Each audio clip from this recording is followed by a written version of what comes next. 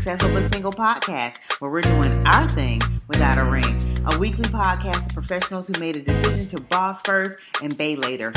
Thank you. Because of your listening support, this new podcast is already over 1,900 downloads in 30 countries. Yeah, right. We are on the map, y'all. Keep tuning in weekly for great success stories, inspiration, relationship advice, podcast panels, and all types of amazing things, y'all. Successful But Single podcast at gmail.com is how you can reach us, give us show ideas, and request awesome merchandise. Keep listening, stay locked, and thanks for your support.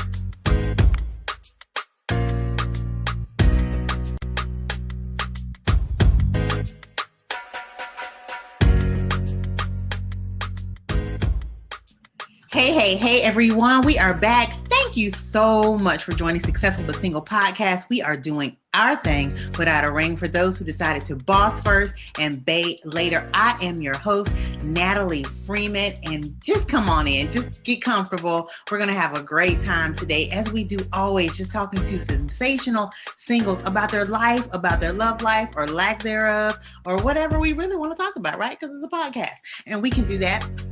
So I just want to say, though, thank you so much, y'all. We are almost at 1,800 downloads, probably way over by the time we get to this podcast. 30 countries, y'all. We're doing it, and it's because of you. So keep listening, keep being inspired, keep sharing. Because when something great is going on, right, it's just good to get the word out. So let's just jump in, y'all, because it's time to talk to another amazing woman that we have on here today, y'all. She's not a stranger in the Tampa Bay area because she just got a profession that gets her out there. Let's just say that. She is an attorney, but what I love about her most, and really what drew me to her, was not her legal skill, but her love for the Lord. I mean, she has a way of just interacting the two that I think is amazing. And she just has a following that I think people love because she's just so transparent with her life, even if it has something to do with the kind of law she practices. So without further ado, y'all, Shamika Askew Esquire, welcome. Thank you so much for having me. It is such an honor and a privilege to be on your podcast. I love what you are doing. Continue doing it. And yes, I am in the Tampa Bay area. I am Shamika T. Askew. I'm actually originally from Michigan. So I've been in Florida for nearly 7 years. I love it here. I plan on staying here until death. It's just so amazing here. No, seriously, most of my family's in Michigan. They're like, after my divorce, they're like, are you moving back home? And I'm like, absolutely not. Like, this is home now. So yeah, so I am a believer. I call him Yahweh. I love Yahweh. I have a great relationship. I'm, drawing closer and closer. I am an attorney. As you said, I have my own law practice in the Brandon area. And outside of that, one thing that's so important in being successful is that so many times we try to identify our career as who we are. And I no longer do that. The law is what I do. It's not who I am. So having said that, I am a believer. I'm a skater. I'm a beach lover. There's so many other aspects to me. No, seriously, because you need to discover those things about yourself, like once you go through a divorce or just in general, not even like a bad breakup. Mm-hmm. So yeah, so Shamika, I'm here to have fun and answer any questions. I'm pretty much an open book. There's not too much I'll say like, oh no, I can't talk about that. So yeah, as long as it's about me. So yeah, let's get started. Yes, let's jump on in. Thank you so much, because I love for people to introduce themselves, because again, we are tied to what we've become, right, professionally, but that's not who we are. And a lot of times people love us because they get to know us. Right. So I love that you said you're from Michigan, you're a skater. I had already kind of halfway stalked your Facebook page. So I did know that you were from Michigan because you went to Waverly High School, I believe it was. I did, yes. And even grew up just playing some basketball. So tell me, like, what you feel has shaped Shamika to become Shamika. Not Attorney Askew, but Shamika. My life's experiences. So growing up, I grew up in Detroit, Michigan. So I was in a pretty rough neighborhood. I just recently told my mom, like, Mom, you did such a great job raising me, because I didn't know we were poor. Wow. We were on welfare, but I never felt like we lacked. I felt like I always had whatever I needed, whatever I wanted. Christmases were always great. I don't celebrate Christmas now, but when I was a child, we did. And so growing up in Detroit, I saw a lot. I heard gunshots. I remember being a child, and it seemed like every Friday there were always gunshots. So as a kid, I would be used to like laying down on the floor while the gunshots were going off, and then like waiting after a while to, wait for it to end. So a lot of my life's experiences have shaped me, has become my biggest why. Being raised in Detroit, seeing a lot of bad things happen, like family members fighting, getting into trouble, or like kids being taken away. So I was exposed to a lot as a child. I do have two siblings. I have a brother and a sister. Not a lot of people know that because I don't share a lot about them because I don't know how open they are. But my dad does have three kids. So I'm used to the whole blended kind of family situation. So I would say what really shaped me was just going through life like other people. Our experiences mold us and shape us. They create that belief, that perspective that we have. And honestly, as I grow older, I'm still learning. Like I've been meeting a lot of people and I'm like, what? Like I've been sheltered. I didn't know that. So as you journey through life, the experiences is what make you. So there's been a lot. Absolutely. You said a couple of cool things, and I want to kind of circle back to that. You said if we, you thanked your mom for just your upbringing because you realized later that you didn't have. You know what I mean? And so that is so amazing because today we're kind of materialistic, if you don't mind me just saying. Very much so. Absolutely. And so back in the day, though, they concentrated on love, showing respect.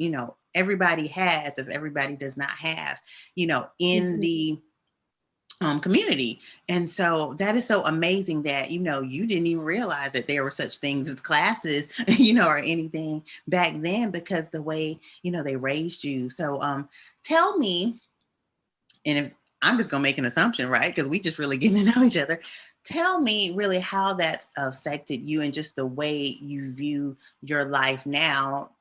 Because we're assuming, right? Because you're an attorney, you're successful, and now you maybe have some of those things that you maybe, didn't have an opportunity to have as, growing up. So tell me how that shaped your understanding of the things that you have now. And, does it play a role? Do you feel like you're materialistic or whatever we may say about you that we think we know when we see you? Yeah, honestly, I think that's probably the biggest myth when it comes to me, Shamika, as a person. I actually, over the last, I would say 2 years, had to recognize my value and my worth. So how my upbringing shaped me as an attorney, I actually had a poor man's mentality, if I'm honest.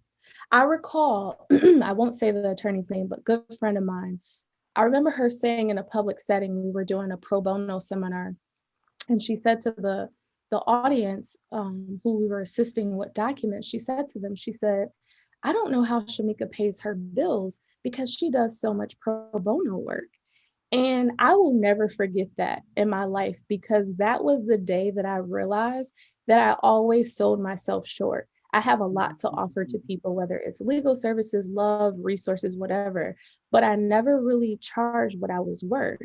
And that's because when you grow up and you don't have anything, it's like that's the norm. You're used to not having. So it took me going through my own personal divorce for me to like really recognize that, like, okay, girl, you got to get it together. Like, all right, you got to pay your own bills. That's you got to, because when you're married, whether people want to admit it or not, I mean, you have a lifetime roommate when you're married.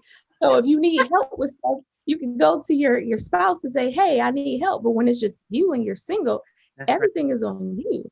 So I was kind of terrified when I'm like, okay, I really got to treat this business as a business. So now that I am making money, because I wasn't really making money before, but now that I'm making money, I wouldn't call myself materialistic. I would say that I've actually purchased some things that I can't really say I've always wanted, but I think I really deserve, and it's given me a different experience. It's almost like when I was a young child, I lived in Detroit all the time, right? And then I got exposed to Florida and I saw the beaches and the roads and the different atmosphere. It's like once you're exposed to something new, it kind of broadens your mindset of like, man, I want to tap into that.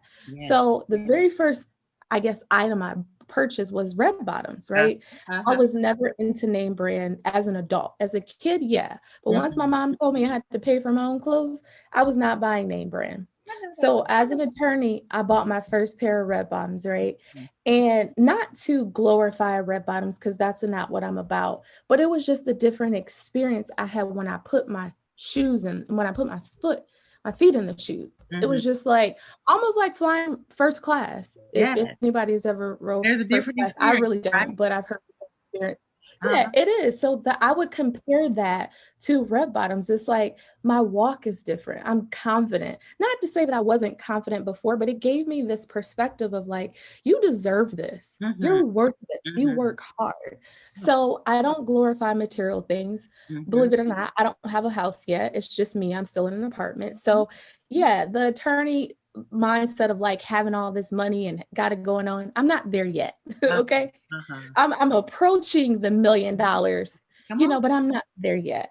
So having said that, I wouldn't say I'm materialistic, but I will say that I have recognized my worth and my value, and I have purchased some items that are kind of big ticket items that I would not have before. And I would even venture out to say, I mean, you said a lot of cool things that I always like to circle back to. But y'all, as an entrepreneur, she said something awesome. And I always tell people all the time, figure out your worth quickly, because we usually undersell ourselves and the skills you've acquired, even the courage to jump out there and be an entrepreneur. That all has some value, and you need to go ahead and charge that value. Why? Because at the end of the day, also as an entrepreneur, you are the CEO, you are the COO, you are the janitor, you are the mail carrier, you are every woman or man in that business. So you need to get compensated for that. Okay, that was free. Absolutely. But I had to circle back to say that, because I think in Shamika's evolution as a professional, she figured that out. But then the red bottoms were just a mirror or a picture of herself realizing her worth. Absolutely. That's all I see it as, right? And so you went ahead and you purchased the red bottoms, and there's definitely nothing wrong with that. You know what I mean? If that's what you want to do and that's the way you want to spend your money. And I think that's amazing. So again, because I was doing a little snooping around, you also had a segment called Miss Red Bottoms. Does she still exist? And tell us a little bit about that. She does. It's funny because people think it's like an alter ego kind of thing, and it's really not. It was me trying to separate myself from my law firm, because you have to be very careful in having a law firm and advertising and things of that nature. But she does exist. Right now she's on sabbatical because my law firm is doing very well. So it's kind of hard to do that and the law firm at the same time. But I do want to get back into it. But Miss Red Bottoms, she is Shamika. She is the person who, I have a new perspective on life. I have a new walk. I have a new talk. This is a woman now. Before I was learning who I was as a going into my womanhood, but I am a woman now, and I'm learning more and more. I know this podcast is about being successful and single, and that is me. But I want to be very careful and not glorifying being single, because I think eventually all of us would want to be married, right? It's just, I think the most important thing for me being single is I've never been single until now. I've been that girl where it was like you had a boyfriend in elementary school, then middle school, then high school, then college, and I got married young. So I know at the first part of your podcast you talked about bossing up first and then getting booed up later, and I'm paraphrasing, but that wasn't me. I actually bossed up and had a boo simultaneously, but it didn't work out. Yeah, but it didn't work out, and that's okay. So I say that all to say that I am actually enjoying being single, because I've never been single. And I think a lot of times society, it's great. Society makes it as if you're lonely all the time, and if it's like the worst thing ever. And it's really not. I've actually enjoyed getting to know myself. I've been in life coaching, counseling. I'm discovering new hobbies and things like that. So I say all that to say that it's so important to enjoy your singlehood, but don't, make it seem like, oh, I'm independent, I don't need a man, because I do want a man eventually, again, and it will be better the next time. It will be. So, yeah. So again, y'all, this is Successful But Single, doing our thing without a ring. I am your host, Natalie Freeman. Today's guest is Shamika T. Askew. So Shamika, you said something so awesome, and I'd like to just take a moment to step back to paint the vision of the podcast. It is called Successful But Single because, and I purposely said but, because single gets a very bad rap in society. You know, like, what's wrong with you? Oh, you single? Oh, okay. You know, so people just immediately start trying to search you and try to figure out what's wrong. Correct. However, this is not only just to push single success stories out there, but it's also important. And the reason I push the single success stories is because there is something you're supposed to be doing while you're single. And a lot of times it's finding yourself. It's a lot of time growing up. It's a lot of times being able to say, hey, this did happen, but I've learned from this. Like you, I too was married, and I was married for 17 years. And so coming out of that and then transitioning into being single took some adjustment. But what it also did, what? Yes, I'm agreeing with you. Girl. But in the thing though, like you said, going to therapy, finding out who was for me and you know, who was against me, and just learning what I could take and what I couldn't, just help define who I am. Because in the end, y'all, and I'm getting to the ultimate vision of this podcast, is to show people that while you're single, you should be healing, growing, and becoming the best possible individual that you can. So should you decide, because everybody doesn't want to go back to that life or even be married if you haven't been married, should you decide to become a couple, you can be a firm, awesome, healed, whole unit, because you two are healed and whole separately, and then creating strong and amazing, impactful families in the community. That's really where all this is going, y'all, because we've got work to do individually to know that it's okay to be single right now, but while you're single, there's a purpose for that. Okay, so that's the vision of Successful But Single. But like you said you were married, and now unmarried, like as I like to say. Tell me about that, how that affected you, especially in your line, in your discipline of the legal field. So for me, I think there are different phases. So I think each unmarried divorced person can say, hey, there were signs that our marriage was leading towards divorce, right? So we both saw the signs, and I can only speak for me on this podcast, but I was familiar with the signs and I knew that it was eventually going to happen. During the process of divorce, it was difficult because I had to be a divorce lawyer as well as going through my own personal divorce. So there were times where I would pick up the phone and have consultations or client meetings, and I'm there for them talking about, you know, their legal process, helping them get through. And none of them knew that I was going through my own personal divorce. So I would like hang up the phone and then cry and go to sleep and watch YouTube videos. And that was really the birthing of my own YouTube video, because I knew that I personally was on YouTube watching people's divorce stories. I wanted to watch the people who were crying, who told me like what it was, were being truly authentic, because that's what I needed. So during that time period, it was difficult during that, you know, divorce phase, but then coming out of it, I feel like I'm such a better advocate because of it, because I really do care. So when my divorce clients call me, I'm like, how are you doing? Are you going to counseling? What are you doing? And I give some of them life homework. So not only do they have legal homework, I give them life homework. So their life homework entails, who are you? Like, I want a full rundown of who you are and where we're going, because your divorce does not make you.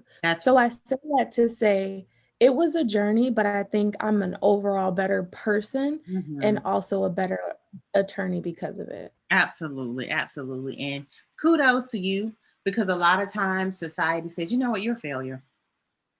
A lot of times we say that about ourselves. We're a failure because, you know, likewise in the financial industry, I have had some financial faux pas, you know, and what could look like failures, but I use that again to counsel, encourage, and just be very transparent. And I think that makes me an even better financial advisor because I've lived through it. I've gone through it. It happens to everybody. Let's just move on. Okay. Absolutely. And what I appreciate you, because we were Facebook friends and, now we're, working on connecting and getting to know each other. But one thing I appreciate about you is the fact that you were very transparent. Mm-hmm. You came on lives and you say this all the time. I hate doing live, but I'm out here. I do. No, I don't think you understand. And I say it because I'm being obedient to Yahweh because I don't want to get on live. I'm like, well, why do I gotta get? But no, I know to some people it's like, well, don't get on here if you don't want to. But I'm really trying to be obedient. Right. And so, yeah, I say it. And I don't mean to say it's just kind of like, it's just funny how it comes out. She's like, I don't want to be on here, but here I am. But you know what? Again, I feel like leadership means leading. And that means through every part of what it means to be a leader. Sometimes it means putting your life out there. And I can tell by your views, and it doesn't mean, that everybody's receiving it. Some people just think you're cute or whatever. They're trying to feel like trying to figure out if you're single, whatever their reason is. I believe because you are obedient to Yahweh that you are being used so much, more, if you will, not just as an attorney, but just because you're showing people that life does happen and we can get through it. And Absolutely. I say that to say one of the most impactful lives that you did, where you were encouraging people in so many ways. One, you were transparent about, I haven't done everything right. As a matter of fact, I've done some things wrong. I haven't been in church. I haven't been fasting. However, I can tell you this. If the Lord has lifted you up out of something, don't go back. And what you don't know is that time in May was very pivotal for me to make a decision whether I was going to go back to Egypt or turn around and keep going forward. And when I saw that, I was just like, dang it. When like God brings complete strangers in your life to tell you something, what I mean?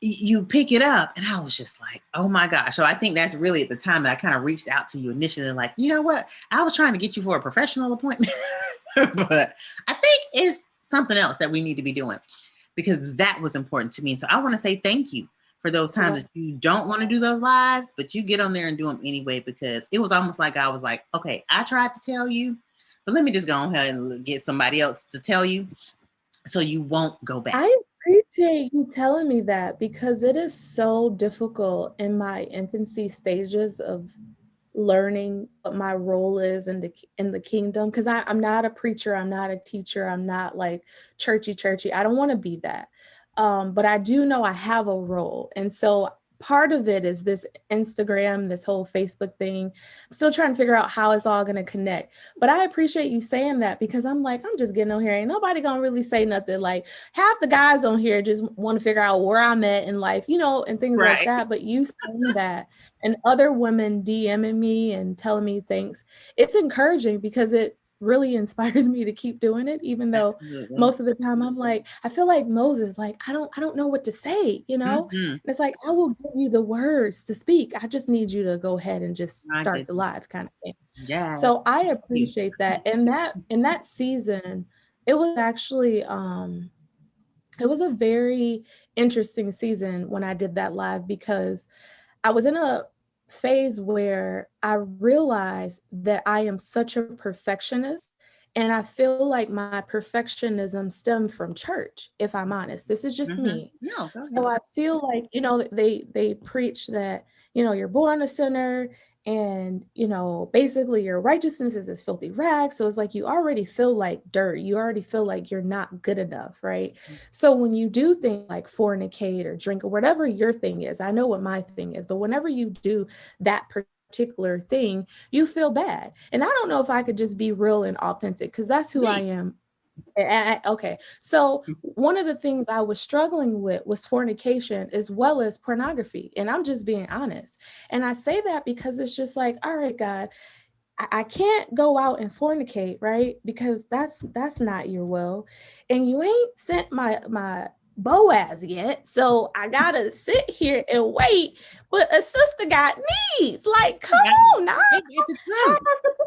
How am I supposed to do this, right? So because of that, I did fall into sin and I did fornicate. Can I just say that?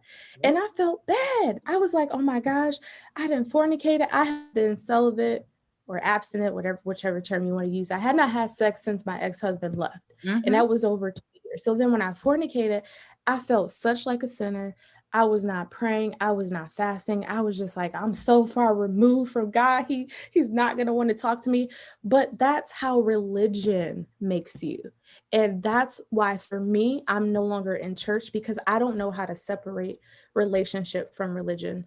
So Mm-hmm. for me, it was more so if God has delivered you from toxic relationships, and you know those patterns, you know the behaviors, you know the signs, and Mm-hmm. then you find yourself in a situation where it's looking very similar, you need to run and That's go right. the other way. That's right. And so that's really what it was about for me. And I didn't go into full detail, but I feel safe to talk about it on this podcast because it's for somebody, Yes, it is, you girl. know. So In 30 countries. so They yeah, listen. that is awesome. Congratulations to you. Kudos to you. That's very inspiring. So And yeah, so don't go back, please, girl. please. So again, like I said, that podcast, little girl. I'm speaking podcast on your life now. So that It's vibe, coming. it is coming. Yes, it is.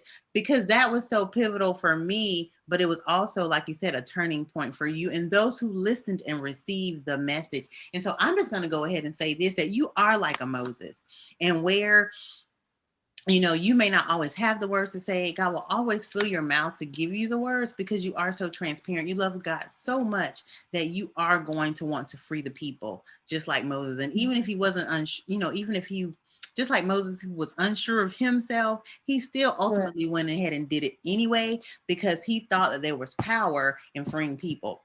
And you believe that there is power in freeing people, which makes you an awesome attorney, but it makes you an even awesomer, if I could say that, person, which is why you keep doing those lives. So keep doing them because there is freedom that comes from the people who do listen and then heed the words that you speak. And you have become very influential to a lot of people, not just in the Tampa Bay area, but that's why they love you, because they feel like, you're professional, but also she's passionate about who she is and the things that she's gone through.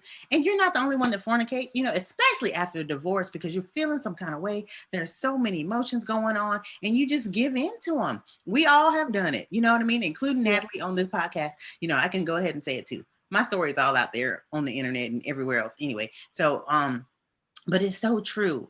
But relationship with God tells us that whatever you've done, you can always come home. And that doesn't necessarily mean a church building. It means come back to him. And it sounds like, that's what you did. So God will lead you back to a church whenever, or, wherever you worship when it's time. But it's so important, like you said, that you found out, and even those who are listening, y'all. And yes, we've gone straight faith-based and we've never hidden our faith here on Successful But Single. But it's time, y'all, that we listen to, one, there is a God that loves us, but two, no matter what we've done, we can always turn around. It's not failure. It's really just learning and being able to go forward with the information that we've learned to become who we are. So y'all, okay, this is Successful But Single, doing our thing without a ring, talking to Miss Shamika T. Askew. And I know we had a limited time today, so we'll have to have you back and, just Absolutely. so much more that we can talk about, and so much more we are going to talk about. But, I appreciate your transparency today. I just appreciate that you, again, love people. And anything else you want to just leave the people with? How can we find you? How can we support your business?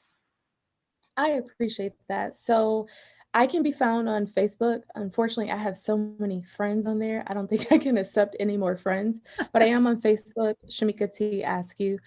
I also have two Instagram accounts, Healed, HEALED _Red Bottoms. That's my private personal account.